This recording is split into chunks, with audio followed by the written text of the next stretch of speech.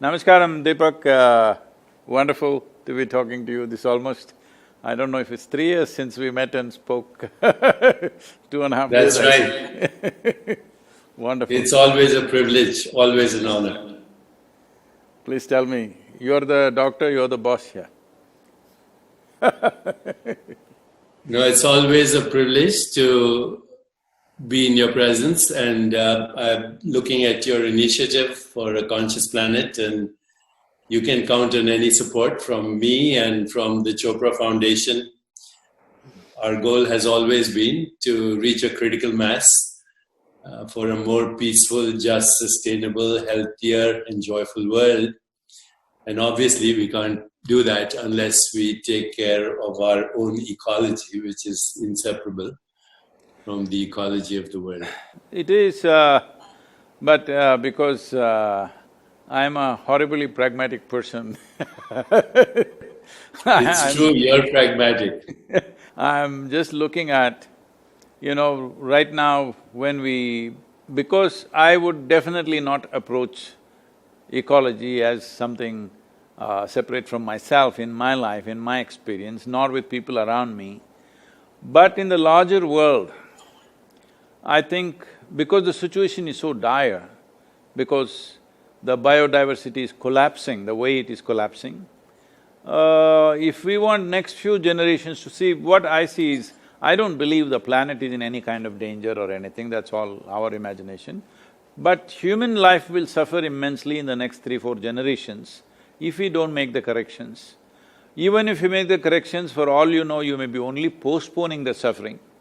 Maybe you don't want to give it to your children and grandchildren, but you don't mind 5 generations later they're getting it. We don't know, that's not in our hands. Our plan is at least for the next generation, we must leave a better space than the way we have made it right now. In that context, what I saw was, I've been looking at these various, data from United Nations, from various universities and everything. What I see is, this is all PhD stuff. On the ground, if you really ask people, if they have water shortage today in Chennai, they know there is water shortage. But they don't think that's an ecological problem, they think that's a political problem. They think it's a social and political problem, they don't think it's an ecological problem. So in that context, people are aware to some extent, there is water shortage, there is this, that, there is pollution in the city. If you give them enough water and give clean air in the city, they don't care a damn, the entire world is burning up, they don't care a damn, that's where people are. So in my opinion, tell me if I'm wrong, I believe only 1 to 2% of the population is reasonably conscious about what's happening in terms of the damage we are causing to the world. Rest of the people either don't know or don't care. Another 2-3% are only conscious about air pollution in the city, water shortage, this, that, things that directly affect them, not things that are happening which are seriously damaging to the planet. And when I say damaging to the planet, I'm not somebody who thinks planet needs to be saved by us. If we just sleep for 25 years, everything will be back to normal, okay? That's all it is. So, not in that context, but as a fundamental responsibility to at least leave everything as it was given to us when we were born, how it was, at least to that level of ecological cleanliness, we must bring that much biodiversity we must put back, because particularly the maximum damage has happened in the last 50 years in terms of loss of biodiversity. 70% of the vertebrate population is gone in last 50 years, which is crazy. And 1 in 5 of the species which are on the planet right now are under some kind of threat. So with all this happening, I thought taking the world in segments of latitudes like equatorial climate, tropical climate, subtropical and temperate like this, all the nations which are in that band of latitude, at least 60% of the population should know what are the 5 things that must happen in our country. What are the 2 to 3 things that should never happen in our country? I'm saying everybody who's walking on the street should be conscious of it. Only when that happens, because nearly 90% of the nations are in some way democratic in their own style of democracy, they're in some way democratic. Democratic process means about 5.26 billion people have franchise, that means they can elect their governments. Among these 5.26, my aim is at least 3 billion people. If you can make them conscious, what are the 5 things that must happen in the nation? If they see anywhere on the street, they must know this is not happening. What are the things that should never happen in their country? They must know this. That means it'll become an election issue. So I am looking at all the top 3 political parties in all the nations in the world. We want to approach them and make sure… See, they will not make ecology the number one agenda in their manifestos. In their election manifesto, at least number 2 item must be ecological concern. So only when this happens, budgets will get invested, government machinery will be behind it. Without this, what I do, what you do, what somebody else does, is all patchwork for a massive issue. Because unless it happens globally, ecological regeneration doesn't happen in local bits and pieces, it needs to happen at a much larger scale. That will only happen when governments invest their budgets. No government, democratically elected governments are unwilling or hesitant to invest in ecological concerns, mainly because these kind of things will yield results only in 15 to 20 or 25 years, long-term investment. But their lifetime is only 4 to 6 years. So they are only thinking what they can do within those 4 to 6 years. Nobody is willing to invest in something long-term unless a majority of the population stands strongly behind that and says, this is what we want.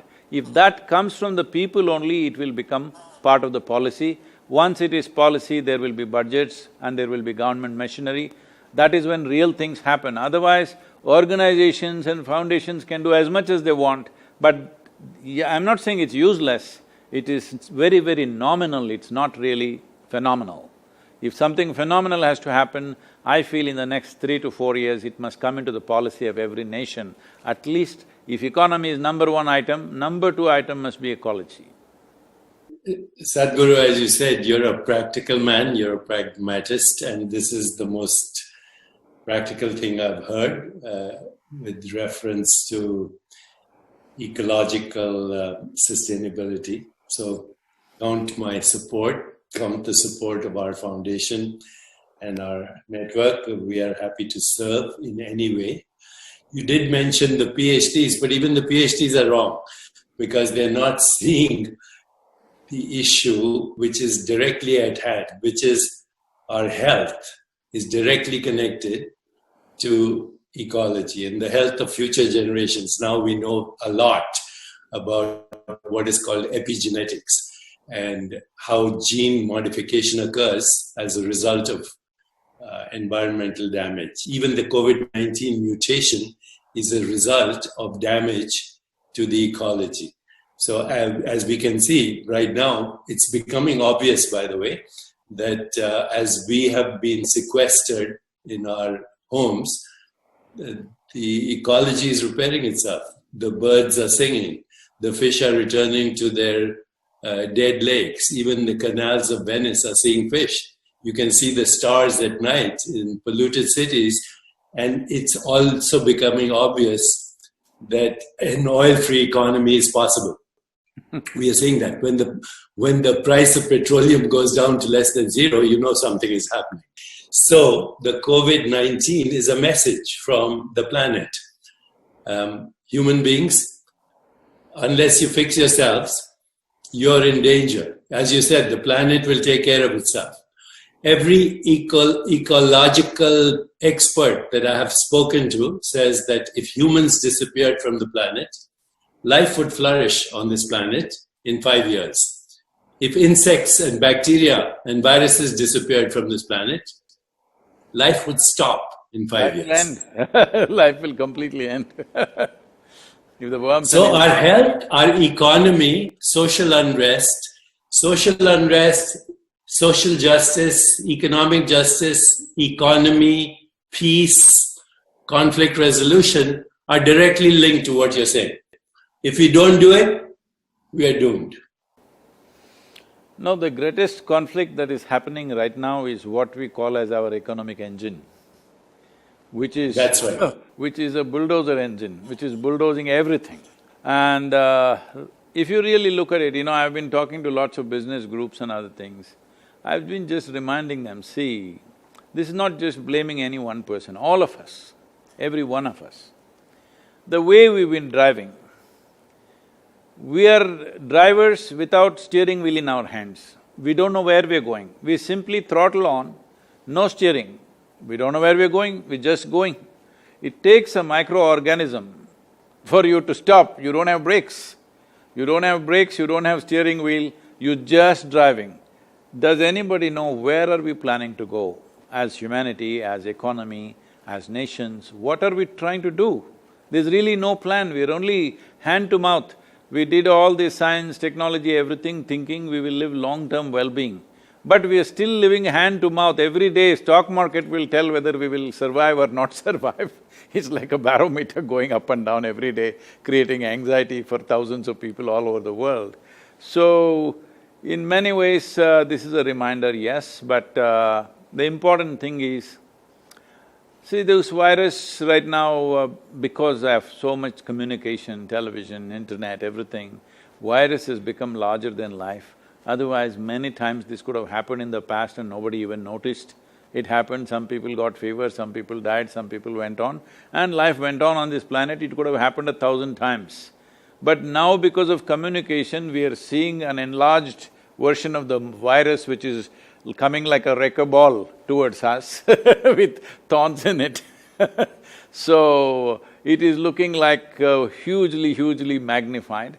I am not trying to belittle the danger attached to it. Already, unfortunately, more than 400,000 people are estimated to have died, and many others are in hospitals, at risk. I am not trying to say it is nothing, but it is mainly because one thing is concentration of human populations, another thing is our ability to move from any place to any place. Within a day, I can be in United States or another place. So, whatever happened in Wuhan, within probably weeks, it's all over the place. So, this would have never happened 500 years ago. If it happened in Wuhan, there only it would… 10 people will die and rest will recover and whatever will happen, that's all it would be. So, in many ways, it's our lifestyle, and even now, as far as you should know better, but from whatever I've got from various doctors and scientists, they are saying every day on an average, 128 scientific papers are being published about the virus. About a microorganism, 128 papers per day for last 2 months it's happening. That means we are breaking the microorganism's characteristics into that many parts and studying it in so many little parts. That means actually we know nothing about it. The only way we have done some successful control of this is by controlling human behavior. We've done nothing about the virus. Fanciful talk about vaccine is happening, but if we come up with a good treatment protocol, that itself is a miracle. If we have a good treatment protocol, if I get the virus, I will not die, I can recover with a few days of treatment. If that much assurance comes, people will go about doing their business. Right now, we are talking about how to completely eliminate the virus, do this, do that. I don't think so, we should eliminate the virus because what benefits it has within itself, we're yet to realize. We're only seeing that it's uprooting some lives. Yes, it is tragic for those who have lost their loved ones and those who have lost their lives, it's not a joke. But we don't know what it is hiding within its process, because as you know, and almost every other medical personnel, and today because of internet almost everybody knows, a large part of us is virus, bacteria, microorganisms, a large part of us. There is more of them than us. Compared to the cells which have multiplied from our parentage and the number of viruses and bacteria and microorganisms we have is much more. So, they are living with us, they are us in many ways. You cannot say there is something that is me and there is something that is microorganism, it's all mixed up. So without them we cannot exist, but without us they can exist. So, what great things they will do for us, we don't know. There is some research telling us that 100 million years ago, this whole human placenta came mainly because of a virus infection. So it is the virus which gave us this placenta, which gave us the possibility of reproducing successfully, and the mother's womb, what happens, all those complex creation process that happens in our mother's wombs was instigated by a virus. So we don't know what this virus will bring, maybe we'll grow horns or a tail or wings, I don't know what. Let's see, you must tell me, you're the doctor. Well, our current science, as you said, first of all, you said something very important. The virus is a very small bit of genetic information. That's what it is. It's a very small bit of genetic information which has now devastated everything from economy to health to politics to international relationships, etc. This little bit of genetic information has devastated the world. And you also said some of this alarm may be exaggerated because of the way, we communicate, and it's so easy now to get the information. Some of the television channels in India, the virus is coming like this, like a wrecker ball at you. That's right. That's right. But here's the advantage of this. Just because we can communicate, and we're doing so right now, we actually, through technology, are rewiring the global brain, the planetary brain, through technology. And this communication is very important, and these actions are very important, because without this conversation, we would only be in a panic mode. But with this conversation, we are seeing possible solutions, and you're offering a very practical solution. Here's the important thing to remember when we go for practical solutions is, even as we take the practical solutions, we have to see the direct connection between the genetic information in our body, and again, you used another word, maximum diversity of genetic information. The genetic information in our body, 99% is actually bacterial and microorganisms. 99%, maybe 95%. You're making me feel like a virus, huh? Well, we are, you, Sadhguru, you and I are the awakening of bacterial and virus consciousness. One day, the viruses and bacteria said, let's use this organism, Homo sapiens, as our host, and then we can survive. So we are actually the host for the genetic diversity of the planet. We are the host. If we ruin it, we ruin ourselves, because we depend on this genetic entanglement of genetic information, all life on this planet, not just human life, plant life, animal life, all life. You said in the mother's womb, we were shaped by these microorganisms, but actually as we journeyed out into the world, we absorbed everything. In fact, these days when people do smart obstetricians, when they do cesarean section, they actually take all the secretions of the mother and they put them on the baby's body. They put them in the mouth, in the nose, so that the baby can inhale these microorganisms, can smell it, can swallow it, and be covered by it, because our lungs and our intestine, our entire body depends on them. So is that being done as a standard practice? Say that? Is that being done as a standard medical practice? Among the smart obstetricians, yes. Oh. Right now, they are recognizing that in urban cities, 30% of the microbiome has disappeared. Mm-hmm. So if somebody lives in New York City or Chicago or Delhi, for that matter, 30% of their microbial genetic information has disappeared. And it is disappearing, and this is directly linked to chronic diseases like diabetes, heart disease, hypertension, strokes, indirectly to cancer, autoimmune illness, and propensity to premature aging, and all kinds of human problems. 90% of chronic illness is dysbiosis, which means dysfunctional biodiversity of genetic information in our body. And the people who are getting sick, by the way, the people who are even now, young people who are getting sick, they have what are called acute inflammatory storms in the body. So inflammation goes out of control in the body because they are panicking.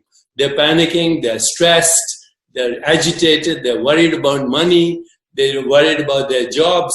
The death and morbidity, and we have published on this, I'm happy to send you papers, the mortality and morbidity of this virus is directly linked to stress, panic, sympathetic overdrive, and agitated minds. And that's why we need more than just a simple, simplistic vaccine solution, because if we have a vaccine, a year from now there'll be another mutation. The vaccine doesn't do anything. It doesn't look at the problem. Very clearly demonstrated in India that of all the cases we have, over 60% of the cases and over 80% of the deaths are only in 5 cities. There you are. In the villages where we are here, not a single case in all these villages around us. But only in Chennai, Mumbai, Ahmedabad, Delhi and one more city, what? Lucknow? Bangalore? Bangalore not much. Bangalore they've controlled well because of door-to-door management. I think it's obvious now with this that, ecology is the main issue of our times. The air is our breath. The oceans and waters and the rivers are our circulation. The earth is recycling as our body. Even the atoms in our body were forged in the crucible of stars. So, you have a personal body, you have an extended body, they're both yours. The planet is your body. It's recycling as the ecology and the genetic information and the micro diversity of these organisms, and we're not looking at that. We're looking only at vaccine. There is something little more basic than this genetic information. Even pre that is the elemental stuff in the world. So the entire yogic system, the basis of yogic system is called Bhuta Shuddhi. That is taking charge of the 5 elements of air, water, earth, fire and space. So these Panchabhutas are 5 elements, taking charge of that is the entire yogic system. It's funny because today I had asked everybody to, our traveling group, which is normally referred to as Ishangas, who go out and teach and spread the thing, they're all here now for last 2 months. So I told them to do sadhana, their morning sadhana outdoors. They were all doing outdoor in front of the Adiyogi statue. But in the last few days, the monsoon winds have picked up, it's very heavy here. Like it'll touch 50 kilometers per hour, sometimes up to 70 kilometers per hour in gusts. And also mildly raining, anytime it will rain. We're very close to the mountains. So by today morning I went to see how are they doing their sadhana in this wind and rain, but only a small number were there. I asked, what happened? They said too much wind. So I put them up now that from tomorrow I'm praying to the rain gods that every day morning 5 to 8 it must rain and all of you must be doing your sadhana in the rain. It's very important. This is not a boot camp to harass you or something, because if you distance yourself from the elements, you're gone. You may be alive, but you're gone because life doesn't throb in you, no realization will be possible, because if you want to touch the peaks of your consciousness, everything must be on. Right now, if survival itself becomes a challenge for you, what peaks will you touch? You will not even be interested. When survival is in question, nobody is interested in anything. So it's very important that your survival is not even a concern. If you sit here, everything is going on. If this is happening, then only you will want to explore different dimensions of life. So from tomorrow on, everybody is there in full rain and heavy winds doing their morning. That's beautiful. After all, that's the meaning of yoga, right? To be in touch with the source of all existence. And you're right, the Panchabhutas precede all genetic information. And that also comes from one undifferentiated consciousness. And if we want to be intimate with that consciousness, then yoga is the only way. Yoga is the only way in all its dimensions. We are doing everything possible. You must also join hands with us to change the image of yoga. Because I know in California, maybe I don't know how it's in San Diego, at least in Los Angeles, yoga means Lululemon pants and one day is my cycling day, another day is my jogging day, one day is my yoga day, that kind of stuff. So we are seeing how to change the image of yoga, that yoga is a comprehensive science and a process to bring this unity, because the very fundamental is unity. What you're talking all this time is just that there is no separation. But separation has happened mainly because, it's the magnanimity of the cosmos, it's the magnanimity of the creation, that it gave you an individual experience, though you're as small as a virus compared to the cosmos. What virus is to you, you're just that, a speck of dust. But to this speck, an individual experience has been given. This is not something that you did, it is just the magnanimity of creation that we can sit here and feel like an individual experiencing all these things. But once we take this individuality rather too seriously, suddenly we will get imprisoned in our own individuality. Individualism is imprisonment. This imprisonment is not just creating mental structures and emotional turmoils, this is destroying body's ability to live strong. Living strong is not happening to most people simply because they've become cubicles of their own, that their individuality has become too strong, and people, unfortunately, largely, I'm sorry if I say something wrong, medical fraternity has not recognized that what you do with your mind and emotion will inevitably build a cocoon around yourself, and a cocoon is not a protection, a cocoon is a coffin. Well, I have nothing more to add. You've said everything. Just one phrase encapsulates everything. Yogast Kuru Karmani. Established in yoga, perform action. This is the call of the moment, and thank you for leading it.